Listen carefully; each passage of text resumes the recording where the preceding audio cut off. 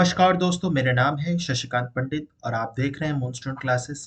तो इस particular video में हम लोग डिटेल में डिस्कस करेंगे इंडिया मालदीव्स कन्फ्लिक्ट के बारे में। तो ये इशू बहुत टाइम से हॉट टॉपिक्स बन के रहा है पूरे इंडिया और साथ ही साथ वर्ल्ड ग्लोबल न्यूज़ में। तो इसको हम लोग डिटेल में डिस्कस करेंगे, क्या कन्फ्लिक्ट कहाँ से ओरिजिनेट हुई है, इसके कन्फ्लिक्ट्स, इसके रिपरकशंस क्या होंगे दोनों ही कंट्रीज़ पे, और किस तरह से जो दोनों ही कंट्रीज़ में हाइपर नेशनलिज्म वाली जो इश्यूज क्रिएट हो रही है, उन सबको हम लोग डिटेल में समझेंगे। तो इस वीडियो को अंत तक ज़रूर देखिएगा, बहुत ही इंटरेस्टिंग होने वाली ये वीडियो। और साथ ही साथ ये जो टॉपिक है वो आपके हर एग्जाम्स, कॉम्पिटिटिव एग्जाम्स में, चाहे वो प्रीलिम्स हो या मेंस एग्जाम्स हो, उसमें आने के चांसेस बहुत रहेंगे। यूपीएससी हो, पीसीएस हो या फिर अन्य कोई भी कॉम्पिटिटिव एग्जाम्स, इसके लिए बहुत इंपॉर्टेंट रहेंगे। तो इस वीडियो को अंत तक ज़रूर देखिएगा और अच्छा लगे वीडियो तो लाइक, शेयर एंड सब्सक्राइब ज़रूर कर दीजिएगा। तो चलिए हम लोग सबसे पहले कन्फ्लिक्ट देखते हैं कहाँ से स्टार्ट होता है। तो रिसेंटली जब 4 जनवरी को इंडियन प्राइम मिनिस्टर लक्षद्वीप गए थे और वहाँ पर से वहाँ उन्होंने ये फोटोज कुछ ट्वीट की थी लक्षद्वीप आइलैंड्स की। ठीक है, तो लक्षद्वीप एक हमारा ही आइलैंड है। ठीक है, जिस तरह से अंडमान एंड निकोबार आइलैंड है वो भी लक्षद्वीप है। तो इस ये सारे फोटोज जो है वो प्राइम मिनिस्टर मोदी के हैंडल से रिलीज की गई थी। इसके बाद से ही जो इंडिया एंड मालदीव्स का जो रिलेशन है उसमें टेंशन आ गई थी। ठीक है, तो आप एक कमेंट सेक्शन में इसका ज़रूर आंसर दीजिएगा, ये जो गे स्पोर्ट्स है, वाटर एक्टिविटी जो कर रहे हैं नरेंद्र मोदी जी, ये कौन सी एक्टिविटी है, आप कमेंट सेक्शन में ज़रूर बताइए, क्योंकि इससे रिलेटेड क्वेश्चंस फ्रेम किए जा सकते हैं एग्जाम्स में, तो ये भी पता होना चाहिए। ठीक है, तो वो गए थे, ठीक है, घूमने गए थे, फोटो खींचे, अच्छी बात है। लेकिन जो मालदीव्स के जो 3 डेप्यूटी मिनिस्टर्स हैं, उनके गवर्नमेंट के मिनिस्ट्री ऑफ यूथ अफेयर्स के, ये तीनों आपको फोटो में नजर आ जा रहे हैं। तो उन्होंने बहुत ही नेगेटिव कमेंट्स की थी about India and as well as the prime minister of India. ठीक है, और वो किससे रिलेटेड था, तो ये प्राइम मिनिस्टर मोदी के विजिट से रिलेटेड था कि वो लक्षद्वीप घूमने गए हैं। मतलब उनको, इन तीनों को ऐसा लग रहा था कि ऑब्वियसली इंडिया जो है वो बॉयकॉट करना स्टार्ट कर देगा, और ऐसा हुआ भी। बॉयकॉट मालदीव्स वाला ट्रेंड चलने लगा, एक्सप्लोर इंडियन आइलैंड्स वाले ट्रेंड चलने लगे, बहुत सारे सेलिब्रिटीज जो है वो कूद पड़े। ठीक है, तो ऐसे बहुत सारे सेलिब्रिटीज जो है वो कूद पड़े कि मालदीव्स नहीं जाना चाहिए, डोमेस्टिक टूरिज्म को सपोर्ट करना चाहिए, ये सब ऐसे ट्वीट्स आने लग गए थे। लेकिन ऐसा हुआ कहाँ से? ठीक है, मेनली यही सारे जो सेलिब्रिटीज है वही जाकर मालदीव्स में फोटो खिंचाते थे, सोशल मीडिया में पोस्ट करते थे, और आज वो यही बोल रहे हैं कि हमें डोमेस्टिक टूरिज्म को सपोर्ट करना चाहिए। ठीक है, तो ये डबल स्टैंडर्ड है इन सेलिब्रिटीज का भी। ठीक है, तो ये आफ्टर प्राइम मिनिस्टर मोदी के बाद के विजिट में उनको ख्याल आया कि हाँ, डोमेस्टिक टूरिज्म भी है, बहुत सारे इंडिया में अलग अलग जगहें हैं घूमने के लिए, हमें नहीं जाना चाहिए। ठीक है, तो ये मेन इशू था। ठीक है, तो अब हम लोग को जान लेना पड़ेगा कि मालदीव्स और इंडिया का जो रिलेशनशिप है वो इम्पोर्टेंट क्यों है। सबसे सबसे इम्पोर्टेंट पॉइंट जो है वो है स्ट्रैटेजिक लोकेशन जो है। मालदीव्स की जो स्ट्रैटेजिक लोकेशन है वो बहुत इंपॉर्टेंट है। और इंडिया का आपको पता है कि इंडिया का नेबरहुड फर्स्ट पॉलिसी हमेशा सही रहा है, चाहे वो नेहरू के टाइम से देख लिया जाए या फिर राजीव गांधी या रिसेंट में नरेंद्र मोदी के टाइम पे। ठीक है, तो मालदीव्स जो है वो इंडियन ओशन रीजन में है, एक साउथ एशियन कंट्री है, और इसका जो लोकेशन है बहुत ही स्ट्रैटेजिक लोकेशन पे है। ठीक है, और आपको पता ही होगा कि चाइना की एक पॉलिसी रही है स्ट्रिंग ऑफ पर्ल्स वाली थ्योरी, है ना। उसके अकॉर्डिंग क्या है, तो चाइना जो है वो अलग अलग स्पोर्ट्स के थ्रू में वो इंडिया को घेरना चाहता है। ठीक है, और इंडिया को तोड़ना चाहता है बेसिकली। जैसे कि आप देख सकते हैं, जैसे वो सीपे के थ्रू ग्वादर पोर्ट तक आना चाहता है, जो हमारे पाकिस्तान ऑक्युपाइड कश्मीर से गुजरता है। बांग्लादेश में चिटागोंग एयरपोर्ट है, फिर पोर्ट उसने कब्जा किया हुआ है। म्यांमार में ये हम्बनटोटा पोर्ट, श्रीलंका में, फिर साथ ही साथ अफ्रीका में भी सूडान में है, तंजानिया में है, और साउथ एशियन कंट्रीज में तो ऑब्वियसली है ही है। ठीक है, तो इस तरह से वो क्या करा, with the string of pearls जो है वो चाइना जो है इंडिया को घेरना चाहता है। तो इसका जो लोकेशन है उसमें मालदीव एक बहुत स्ट्रैटेजिक लोकेशन पे आ जाता है इंडियन ओशन रीजन में। ठीक है, तो पहला रीजन ये है कि मालदीव्स और इंडिया का रिलेशनशिप इंपॉर्टेंट क्यों है, सिग्निफिकेंट क्यों है। Second is India as a first responder to Maldives. जब भी संकट आई है मालदीव्स पे, चाहे वो 1988 की जो कू हो गई थी, ठीक है, या फिर Indian armed forces acted promptly during the operation cactus, है ना।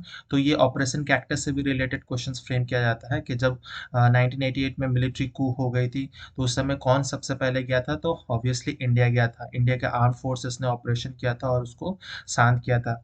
फिर 2004 में जो सबसे बड़ी सुनामी आई थी, है ना, उसमें इंडिया को भी बहुत सारे लॉसेस हुए थे, फिर साउथ ईस्ट एशियन कंट्रीज को भी लॉसेस हुई थी। तो माली में जब पानी का क्राइसिस हो गया था ड्यू टू सुनामी, ठीक है, सुनामी के कारण भी फिर बहुत ज़्यादा 2014 में भी क्राइसिस हुआ था, वाटर क्राइसिस, फ्लडिंग वगैरह के कारण। तो उसमें भी सबसे पहला रिस्पॉन्डर कौन था, तो इंडिया था। फिर India Swift dispatch of 30,000 doses of measles vaccine 2020 में ये इंडिया ने 30,000 doses of micelles vaccine donate किया था फ्री ऑफ कॉस्ट। जबकि उसकी पॉपुलेशन कितनी है मालदीव्स की, तो लगभग 5.21 लाख। तो एक हमारे एक सिटी से भी एक छोटी उसकी पॉपुलेशन है ना। एंड साथ ही साथ जब कोविड-19 का आउटब्रेक हुआ था, तो सबसे पहला इंडिया ही रिस्पॉन्डर था, फ्री वैक्सीन उसको भी दिया गया था, है ना। तो ये भी इंडिया का इतना बड़ा इंपॉर्टेंट रोल रहा है, पॉजिटिव इम्पैक्ट इंडिया का रहा है हमेशा मालदीव से। लेकिन मालदीव जो है हमेशा ही ऐसे नेगेटिव कमेंट्स क्यों करता है, ठीक है, तो इसको भी जान लेंगे हम लोग। तो थर्ड जो है हमारा कि India as a net security provider, ठीक है, नेट सिक्योरिटी प्रोवाइडर क्यों कहा जा रहा है, तो comprehensive action plan for defence was signed in April 2016 में ही इंडिया ने मालदीव्स के जो उस समय के प्रेसिडेंट हुआ करते थे मोहम्मद नशीद, ठीक है, तो वो इंडिया के प्रो थे। और आज के समय जो मोहम्मद मोइजू है, वो बेसिकली चाइना प्रो है, ठीक है, चाइनीज प्रो है। तो इसीलिए आज के समय सिचुएशन भी हमारी खराब है। तो 2016 से ही हम लोग ने एक डिफेंस पैक्ट किया था, ठीक है, in relation to maintaining the safety and security of the Indian Ocean region, क्योंकि ये दोनों ही जो कंट्री है इंडिया एंड मालदीव्स, वो एक इंडियन ओशन कंट्रीज में बिलोंग करते हैं, ठीक है। तो इंडियन ओशन रीजन को सेफ्टी दिया जाए, सिक्योरिटी दिया जाए, ताकि ट्रेड आराम से हो सके, है ना। तो India led security and growth for all in the region, Sagar वाला जो प्रोजेक्ट था। फिर बहुत सारे डिफेंस एक्सरसाइजेस भी इंडिया जॉइंट एक्सरसाइजेस भी करते हैं इंडिया एंड मालदीव्स मिलकर। एक्वेरिन है, दोस्ती है, एकता है, ऑपरेशन सील्ड, इस टाइप के बहुत सारे मिलिट्री जॉइंट एक्सरसाइजेस भी इंडिया मालदीव्स के साथ करते आ रहा है। फिर इकोनॉमिक एंड ट्रेड एंगेजमेंट देख लिया जाए, तो जो मालदीव्स है उसका पूरा पूरा जो लगभग इकोनॉमिक है, वो जीडीपी बेसिकली टूरिज्म पे ही बिलोंग करती है ना। और उसमें से भी India is among the largest source of visitor to the Maldives. आप इस डेटा में देख सकते हैं 2018 में कितने टूरिस्ट गए थे, तो 90,000 से भी ज्यादा। टोटल टूरिस्ट में कितना है, तो 6.110% है ना, 10% हमारा 2018 में पब्लिक जाया करती थी। अब ये धीरे धीरे इसका राइज होने लगा। 2021 में सबसे ज्यादा टूरिस्ट, जब कोरोना का समय था, सबसे ज्यादा 22% वर्ल्ड की जो टूरिस्ट है वो मालदीव्स में वो इंडियंस ही थे, ठीक है। तो लगभग 3 लाख के आसपास पॉपुलेशन जो है वो इंडियन से जाते थे, जबकि उसकी पॉपुलेशन कितनी है, 5 लाख के आसपास। तो आप देख सकते हैं कितना ज्यादा इंपॉर्टेंस रहा है इंडिया का, ठीक है। In 2020 India top the chart in sending the largest number of tourist to the Maldives with around 11.8% of the market share, ठीक है। तो इतना ज्यादा इकोनॉमिक एंड ट्रेड एंगेजमेंट रहा है इंडिया का। फिर ट्रेड एग्रीमेंट अगर देख लिया जाए, तो India emerged as the Maldives second largest trade partner in 2022। तो इंडिया और मालदीव जो है वो सेकेंड लार्जेस्ट ट्रेड पार्टनर है। और उनकी जो बायलैटरल ट्रेड कितनी है इंडिया और मालदीव्स की, तो ऑलमोस्ट $300 मिलियन से भी ज़्यादा है, ठीक है। फिर bilateral US dollar currency swap agreement between RBI and Maldives monetary authority भी की गई थी, जुलाई 22 जुलाई 2019 में भी ये की गई थी, है ना। तो जैसे कि इंडिया श्रीलंका के साथ, इंडिया नेपाल, इंडिया बांग्लादेश के साथ भी एक करेंसी स्वैप एग्रीमेंट होती है, उसी तरह से मालदीव के साथ भी की गई थी। और इंडिया इंपोर्ट और एक्सपोर्ट क्या करता है, बेसिकली इंडिया जो मालदीव से एक्सपोर्ट इंपोर्ट करवाता है वो जस्ट स्क्रैप मेटल्स ही हम लोग इंपोर्ट करवाते हैं, लेकिन हम लोग एक्सपोर्ट बहुत ज़्यादा करते हैं, ठीक है। तो ट्रेड बैलेंस जो है हमारे तरफ में झुका हुआ, हम लोग ज़्यादा एक्सपोर्ट करते हैं और इंपोर्ट कम करते हैं। एक्सपोर्ट हम लोग क्या क्या कर रहे हैं, तो engineering and industrial products like drugs, pharmaceutical, cement, agriculture produce, लगभग सब कुछ हम लोग उसको ही इंपोर्ट कर रहे हैं। उसकी जो टूरिज्म इंडस्ट्री सस्टेन कर रही है, उसका जो इंफ्रास्ट्रक्चर है, वो सब लगभग लगभग इंडिया का ही देन है। फिर डेवलपमेंट एंड कैपेसिटी बिल्डिंग में इंडिया का क्या रोल रहा है, तो इंफ्रास्ट्रक्चर प्रोजेक्ट अगर देखा जाए तो इन अगस्त 2021 में एफकॉन, जो एक इंडिया की बहुत अच्छी इंपॉर्टेंट कंपनी है, वो लार्जेस्ट एवर इंफ्रास्ट्रक्चर प्रोजेक्ट जो है मालदीव्स में क्रिएट कर रही थी, है ना। उस प्रोजेक्ट का नाम था ग्रेटर माले कनेक्टिविटी प्रोजेक्ट। ये पिछले एक दो यूपीएससी वाले पेपर्स में इससे रिलेटेड क्वेश्चंस आ भी चुके हैं, ग्रेटर माले कनेक्टिविटी प्रोजेक्ट के अकॉर्डिंग। फिर हानीमादू जो इंटरनेशनल एयरपोर्ट डेवलपमेंट प्रोजेक्ट है, उसका एक जो टर्मिनल है वो जिसमें कैपेसिटी कहा जा रहा है 1.3 मिलियन पैसेंजर ईयर, ठीक है, उसको भी इंडिया ने ही लाइन ऑफ क्रेडिट देकर बनवाया है ना। फिर इन 2022 में national college for policing and in law enforcement was inaugurated by the Indian external affairs minister doctor S Jaishankar से 2022 में ये ओपन भी करवाया गया था, national college for policing and law enforcement. ठीक है, तो इंफ्रास्ट्रक्चर के साथ साथ हम लोग कॉलेजेस भी एजुकेशनल फील्ड में भी बहुत ज़्यादा कर रहे हैं। आप फिर हेल्थ सेक्टर में देख सकते हैं, जैसे कि पहले ही बताया कि मीजल्स का वैक्सीन हो या फिर कोई भी इमरजेंसी हेल्थ सिचुएशन से रिलेटेड कोविड-19 में, सब इंडिया ही पहला रिस्पॉन्डर होता है। फिर साथ ही साथ में जो इंदिरा गांधी मेमोरियल हॉस्पिटल है, उसमें भी लगभग इंडिया ने 52 करोड़ दिए हैं डेवलप करने के लिए। फिर state of the art cancer facilities, research hospitals भी वहाँ पर डेवलप की गई हैं। Over 150 health centres on various island, ये भी इंडिया ने ही डेवलप किया है। फिर एजुकेशनल प्रोग्राम में भी देखा जाए तो in education field also India helped set up an institute of technical education in 1996। ये भी बात चल रही थी जब मोहम्मद नशीद प्रेसिडेंट थे, तो जो आईआईटी का कैंपस था, आपको पता है कि श्रीलंका में भी खुल चुका है, तंजानिया में भी खुल चुका है, और भी बहुत धीरे धीरे दुबई में भी खुलने वाला है। तो उसी तरह से मालदीव्स में भी एक आईआईटी का कैंपस खुलने वाला था, ठीक है, लेकिन अब सिचुएशन ऐसी हो गई है कि ऑब्वियसली ये ठंडे बक्से में पहुंच गया है ये इशू। ठीक है, फिर India has also started a programme to provide training to Maldivian teachers and youth for vocational training, है ना। कितना, $5.3 मिलियन प्रोजेक्ट था ये भी, जिसमें ट्रेनिंग मिलता है मालदीवियन टीचर्स को, इंडिया में आकर वो टीचिंग कैसे करते हैं उसके बारे में मिल जाता। फिर India provide the largest number of training opportunities for Maldivian national defence force. ये भी जो है इंडियन मिलिट्री एकेडमी में आते के ये लोग ट्रेनिंग भी लेते हैं मिलिट्री में, है ना। और भी बहुत सारे सर, जैसे कि नेवल एक्सरसाइजेस, फिर वाटर से रिलेटेड रिसर्च में, हाइड्रोलॉजिकल साइकिल से रिलेटेड बहुत सारे रिसर्च प्रोजेक्ट्स में इंडिया से मालदीव सीखता है। तो ये सारा कंट्रीब्यूशन रहा है इंडिया का ऑन मालदीव्स, और इसीलिए जो इंडिया मालदीव्स का रिलेशन है वो बहुत ज़्यादा इंपॉर्टेंट और सिग्निफिकेंट रहा है। ठीक है, लेकिन इश्यूज क्या हो गए हैं, तो सबसे पहला जो इशू हो गया वो तो था ऑनगोइंग लक्षद्वीप इशू, जिसमें प्राइम मिनिस्टर मोदी जब गए थे वहां पर, फोटोज वो सोशल मीडिया में वायरल हो गई। फिर वहाँ का जो यूथ मिनिस्टर है तीन, उन्होंने डेरोगेटरी कमेंट्स किए, सिर्फ प्राइम मिनिस्टर के खिलाफ नहीं, इंडिया के खिलाफ भी किए हैं। ठीक है, ट्विटर में आप देख सकते हो क्या क्या कमेंट्स किए गए हैं। ठीक है, और they criticise the Indian prime minister visit alleging that it was intended to pose a challenge to the Maldivian tourism. तो इनको ऐसा लगा कि अब मालदीव्स में लोग नहीं आएंगे। ठीक है, तो ये क्या शो करता है, बेसिकली उनका एक हाइपर नेशनलिज्म शो करता है। ठीक है, और इसके विपरीत इंडिया ने क्या किया, तो ऑब्वियसली इंडिया में भी boycott boycott hashtag boycott Maldives का ट्रेंड स्टार्ट हो गया, एक्सप्लोर इंडियन आइलैंड्स, इन सब के बारे में स्टार्ट हो गया। तो कहीं ना कहीं हम लोग भी वैसा ही कर रहे हैं जैसे कि मालदीवियंस कर रहे हैं। ठीक है, फिर तुरंत जब मालदीवियन गवर्नमेंट को पता चला कि ऐसा ऐसा इशू हो चुका है, तो उन्होंने तुरंत तीनों जो मिनिस्टर थे उनको सस्पेंड कर दिया।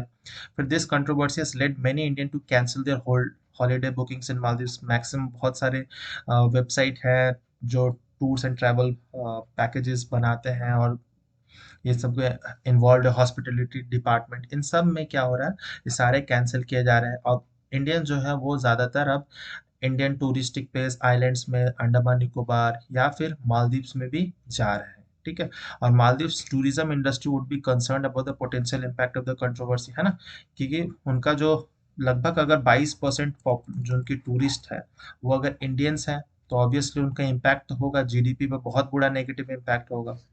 ठीक है, तो ये पहला इशू था। सेकंड इशू आपने बहुत जानते होंगे, द इंडिया आउट कैंपिंग इन मालदीव्स। जब जब से मोहम्मद मुजिजू की गवर्नमेंट आई है, जो कि चाइनीज गवर्नमेंट की एक कठपुतली सरकार है एक तरह से, तो वो इंडिया आउट इनिशिएटिव कैंपेन जो है वो चला रही है। ठीक है, to seek to amplify animosity by instilling skepticism regarding India's investment in the Maldives। ठीक है, तो ये चाइना इसलिए कर रहा है कि ताकि इंडिया जो है, जो कोलैबोरेशन किया हुआ है मालदीव्स के साथ, इन्वेस्टमेंट किया हुआ है, डिफेंस पार्टनरशिप है, वो ना रहे, उनकी जो स्टेबल रिलेशनशिप रही थी वो डिस्टर्ब हो जाए। The recently elected Maldivian government opposes the former administrator India's first policy। तो जो पहले के प्रेसिडेंट है मोहम्मद नशीद, उनकी पॉलिसी रही है कि इंडिया की फर्स्ट पॉलिसी, ठीक है, वो इंडिया को हाँ, अहमियत देते थे, लेकिन अभी जो है मोइजुजू वो ये सब विड्रॉल कर लिए हैं।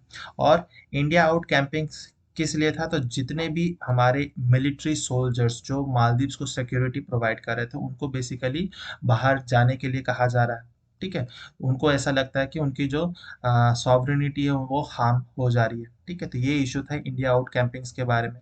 फिर सॉवरेनिटी एंड सिक्योरिटी डिलेमा। ठीक है, तो the democratic system of Maldives जो है वो अर्ली स्टेजेस पे है, उसमें बहुत टाइम टू टाइम रीजनल या फिर सोशो पॉलिटिकल इंस्टेबिलिटी रहती है। ठीक है, और क्योंकि एक मुस्लिम कंट्री है ना, तो यहाँ पर इश्यूज जो बहुत दूसरे कंट्रीज जो है वो भी बहुत ज़्यादा आग लगा देते हैं, भड़का देते हैं, है ना। जैसे कि पाकिस्तान भी इसमें बहुत इंपॉर्टेंट रोल प्ले करता है, क्योंकि इसमें जब इंडिया और मालदीव्स का अगर रिलेशन खराब होगा, तो ऑब्वियसली जो एनिमी कंट्री है इंडिया का, जैसे कि पाकिस्तान, चाइना, इवन टर्की, ये सब कंट्रीज को ऑब्वियसली इसमें से बेनिफिट मिलेगा, है ना।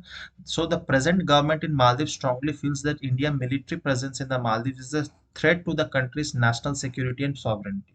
तो जो सोल्जर्स इनको प्रोटेक्ट कर रहे हैं, उन्हीं को इनको थ्रेट लग रहा है प्रेजेंट गवर्नमेंट को। लेकिन जो ऑपोजिशन है, जो पिछला प्रेसिडेंट थे, वो कह रहे हैं कि has consistently emphasise that India out camping poses a threat to the national security of the country. और जो ऑपोजिशन वाले जो है मोहम्मद नशीद, वो चाहते हैं कि ये जो इंडिया आउट कैंपिंग है वो बंद हो जाए, वो हट जाए। ठीक है, क्योंकि उनको पता है कि इंडियन सोल्जर्स ही हैं जो उनको प्रोटेक्शन दे रहे हैं, सिक्योरिटी प्रोवाइड कर रहे हैं, बहुत सारे इंफ्रास्ट्रक्चर डेवलपमेंट, इन्वेस्टमेंट आ रही है, टूरिज्म आ रही थी। लेकिन प्रेजेंट गवर्नमेंट को ये लगता समझ ही नहीं आया होगा।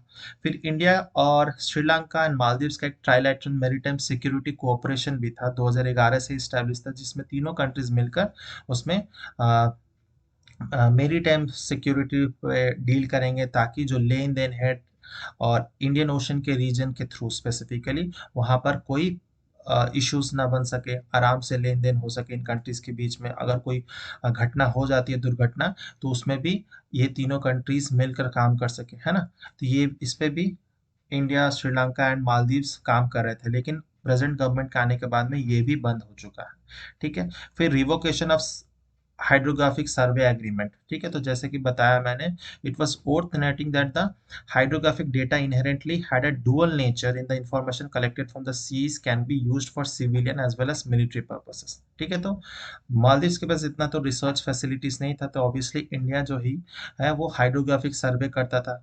ठीक है, तो बेसिकली वो हाइड्रोग्राफिक सर्वे से पता चलता था कि हमें कुछ फॉसिल फ्यूल्स, नेचुरल गैस, ऐसे या बायोमेटल जो नोड्यूल्स होते हैं, मेटलिक नोड्यूल्स, ये सब अगर मिल जाए तो हम लोग को बेनिफिट मिल सकता है। तो ये जो था, ये both research purpose, mainly civilian purpose के लिए भी यूजफुल था, और साथ ही साथ में मिलिट्री पर्पस के लिए भी यूजफुल था।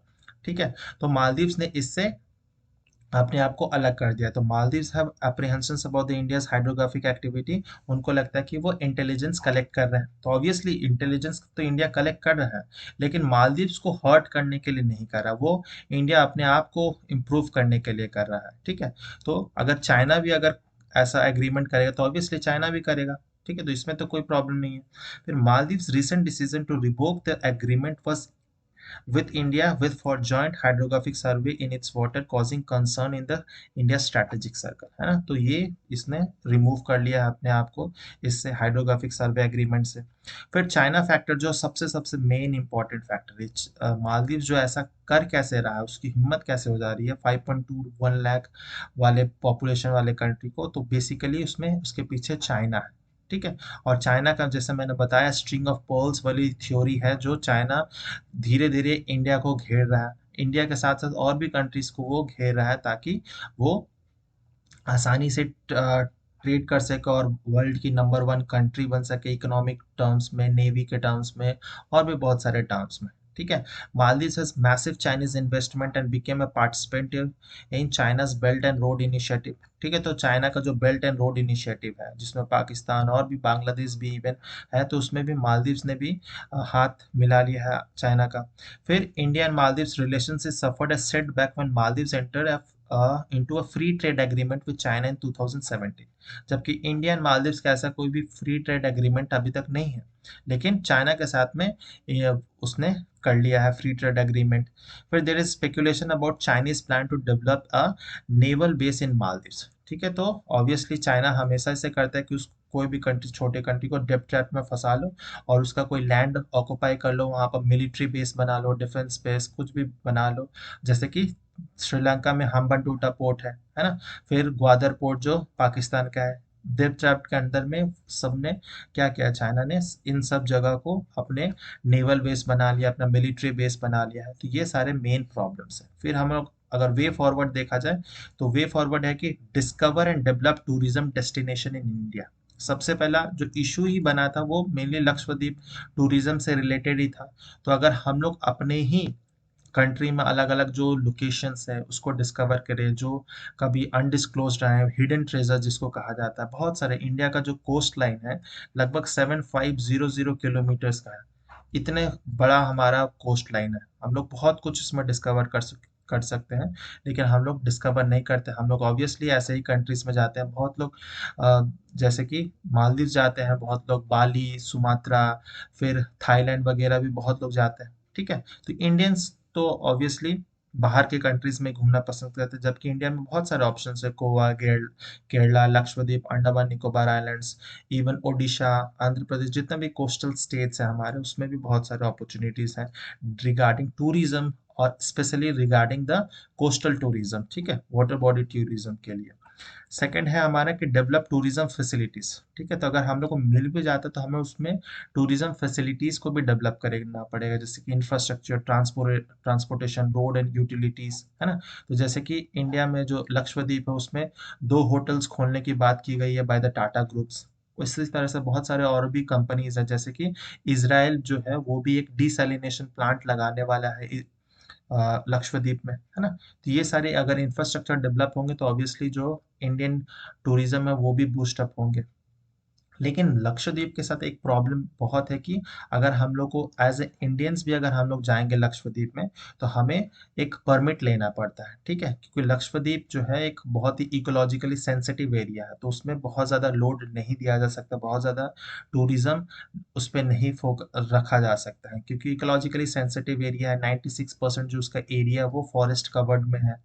ठीक है, तो अगर टूरिज्म जाएगा तो ये सब हैम्पर जरूर होगा, तो इसीलिए परमिट लेना भी ज़रूरी है। तो उसके थोड़े बहुत ड्रॉबैक्स तो हैं, लेकिन हम लोग अगर उसको भी अगर बात करेंगे उसके प्रेजेंट गवर्नमेंट से, तो ये इसको भी हम लोग डील कर सकते हैं। फिर the coverage and operation of routes that fall under the regional connective scheme, जैसे आपने पढ़ा ही होगा उड़ान स्कीम, है ना, उड़े देश का आम नागरिक। ठीक है, ये भी अगर किया जाएगा तो ऑब्वियसली टूरिज्म को प्रमोट किया जाएगा। फिर हाई लेवल डिप्लोमेटिक एंगेजमेंट। ठीक है, तो ये तो हो गई कि हम लोग अपना कंट्री में टूरिज्म डेवलप करेंगे, लेकिन हम लोग को मालदीव्स को छोड़ना नहीं है। हम लोग को हमेशा से ही अपने जो नेबरिंग कंट्रीज हैं उनके साथ में डिप्लोमेटिक एंगेजमेंट बनाए रखना है। ठीक है, ताकि ट्रस्ट बिल्डअप हो सके और कम्युनिकेशन चैनल ओपन रखना पड़ेगा। ऐसा नहीं है कि छोटा कंट्री है तो हमें उसका कोई वैल्यू नहीं है। बहुत ही स्ट्रैटेजिक लोकेशन पे ऐसे कंट्रीज बहुत ज़्यादा काम आएंगे, क्योंकि आपको पता होगा जब 2008 में मुंबई हमला हुआ था, उसमें भी मालदीव्स का बहुत ज़्यादा इम्पोर्टेंट रोल रहा था। ठीक है, क्योंकि ऑब्वियसली जो टेररिस्ट आए थे वो सी रूट के थ्रू आए थे। ठीक है, तो अगर हमें ऐसे ऐसे लोकेशंस पे अपना लोकेशंस पे अगर हमें मिल जाता है, तो हम लोग आराम से हम लोग डील कर सकते हैं ऐसे प्रॉब्लम से। फिर political engagement with the local peoples. ठीक है, at present India out camping has support from limited population, है ना, क्योंकि बहुत कम लोग ही इसमें जो इंडिया आउट का जो कैंपिंग है उसको सपोर्ट करते हैं। तो हमें लोकल पीपल से इंटरेक्ट करते रहना होगा, उनसे बात करते रहना होगा। और ऐसा नहीं है कि पूरा जो हम लोग भी जिस तरह से बॉयकॉट मालदीव्स का ट्रेंड स्टार्ट किए थे, है ना, उसे भी बंद करना ज़रूरी है। ठीक है, तो दोनों ही कंट्रीज के लिए नेगेटिव इम्पैक्ट पड़ेगा। हाँ, ऑब्वियसली मालदीव्स को ज़्यादा नेगेटिव इम्पैक्ट पड़ेगा, लेकिन इंडिया को भी लॉन्ग रन में ज़्यादा इम्पैक्ट पड़ेगा। ठीक है, फिर अनवे इससे क्या होगा कि ये और भी हो सकता है कि अगर हम लोग मालदीव्स को नेग्लेक्ट कर देंगे तो वो क्या होगा, वो डायरेक्ट चल जाएगा चाइना के गोद में, है ना, चाइना पाकिस्तान जैसे कंट्रीज के गोद में चला जाएगा, फिर हमारे लिए बहुत डिफिकल्ट हो जाएगा इंडियन ओशन रीजन में, है ना। हम लोग नहीं चाहते कि पाकिस्तान का एटलीस्ट प्रेजेंस हो। चाइना का तो प्रेजेंस है इंडियन ओशन रीजन में, लेकिन पाकिस्तान जैसे या टर्की जैसे कंट्रीज का प्रेजेंस हो इंडियन ओशन रीजन में, वो बहुत इंडिया के लिए एक सेटबैक बन जाएगा। फिर unwavering support for capacity building programmes, हमें जो इन्वेस्टमेंट कर रहे थे, डिफेंस टाइज थे, जो भी हम लोग बात कर चुके थे उस पर हम लोग को बात करते रहना पड़ेगा और वो सब फुलफिल करना होगा। ठीक है, Maldives in realizing their aspiration of broad-based socio-economic development and strengthening of democratic and independent institution in the region, है ना, उसके सॉवरेनिटी को हार्म किए बिना हम लोग को उसको सपोर्ट करते रहना पड़ेगा। फिर अवॉइड नीडलेस प्रोवोकेशन से बचना होगा। ठीक है, the controversy wants smaller nations like Maldives to exercise prudence in dealing with neighbour. Maldives को भी बचना होगा और साथ ही साथ में इंडिया को भी बचना होगा। ठीक है, फिर responsive role of social media warriors, है ना, तो बहुत सारे जो सोशल मीडिया सेलिब्रिटीज हैं वो सब क्या कर रहे हैं, डायरेक्ट वो बिना सोचे समझे वो बॉयकॉट मालदीव्स का ट्रेंड स्टार्ट कर सकते हैं। तो ऐसा करना बिल्कुल ही नेगेटिव इम्पैक्ट होगा। ठीक है, तो ये मैटर जो है वो इंडियन गवर्नमेंट को ही डील करने से बेटर होगा। जिसको घूमने जाना है घूमने जाए, लेकिन बहुत ज़्यादा उसको बढ़ा चढ़ाकर या नेगेटिव वे में लेना सही नहीं होगा, क्योंकि ऐसे करने से इंडिया मालदीव्स को खो देगा। जैसे कि बहुत सारे जो पोर्ट्स हैं, हम्बनटोटा पोर्ट श्रीलंका में, बांग्लादेश का चिटागोंग पोर्ट, ग्वादर पोर्ट पाकिस्तान का, ये सब हम लोग खो चुके हैं, हम लोग स्ट्रैटेजिक लोकेशंस खो चुके हैं। तो इंडिया को घिरते जा रहा है बाय द चाइनीज। तो इसीलिए हम लोग को अपना सिक्योरिटी, अगर नेशनल सिक्योरिटी को अगर ध्यान में रखना है, तो ऑब्वियसली ऐसे सोशल मीडिया वॉरियर्स को भी रिस्पॉन्सिवली ये सब से डील करना होगा। फिर है craft and comprehensive Indian Ocean strategy to counter China. ठीक है, ताकि हम लोग मैक्सिमाइज मैरीटाइम सिक्योरिटी पे फोकस करें। ठीक है, तो ताकि हमारा critical sea lanes contributing to the overall security architecture in the Indian Ocean, ताकि जो भी ट्रेड हो रहा है जिस भी रूट से हो रहा है, क्योंकि इंडियन ओशन रूट जो है उसमें बहुत सारे जो south Asian countries, middle east, Africa, even हम लोग यूरोप से भी कनेक्ट होते हैं, तो ये बहुत बहुत इंपॉर्टेंट ट्रेड रूट है। तो इसको सेफ रखना बहुत ज़रूरी है। फिर maximise resource, India should keep it commitment to regional security by actively participating in humanitarian assistance and disaster relief operations. अगर बाई चांस ऐसा फ्यूचर में होता है तो इंडिया को ऑब्वियसली सपोर्ट करेगा ही इंडिया।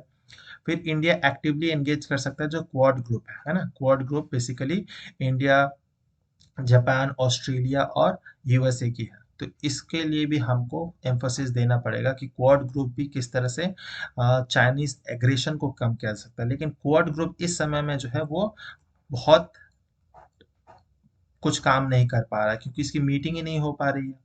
मीटिंग होने वाली थी इस साल, लेकिन कोई मीटिंग ही नहीं हो पा रही है। तो ये क्वाड ग्रुप है, इसको भी जागना पड़ेगा और चाइनीज एग्रेशन को जो है Indian Ocean region, Pacific Ocean region में कम करने की ज़रूरत है।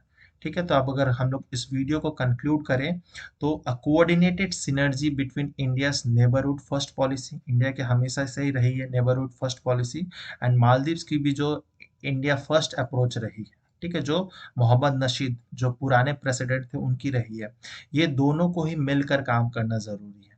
ठीक है, अगर दोनों ही एक दूसरे को तू मैं फंस जाएंगे तो ऑब्वियसली दोनों का ही लॉस होगा। ठीक है, तो दोनों के लिए एसेंशियल है, इंडियन मालदीव्स के लिए, कि इस दोनों ही पॉलिसी जो है उसको साथ में लेकर चले, ताकि essential for the strengthening of mutually beneficial partnership, है ना, दोनों को ही बेनिफिट मिल सके।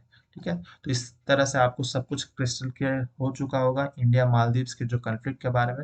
उम्मीद करता हूँ आपको ये वीडियो अच्छा लगा होगा। अगर अच्छा लगा है तो लाइक शेयर सब्सक्राइब जरूर कर दीजिएगा, बेल आइकन को जरूर हिट कीजिएगा ताकि नोटिफिकेशन टाइमली मिलता रहे। आप इंस्टाग्राम पर भी जुड़ सकते हैं। मिलते हैं नेक्स्ट वीडियो में, टिल देन बाय बाय, जय हिंद।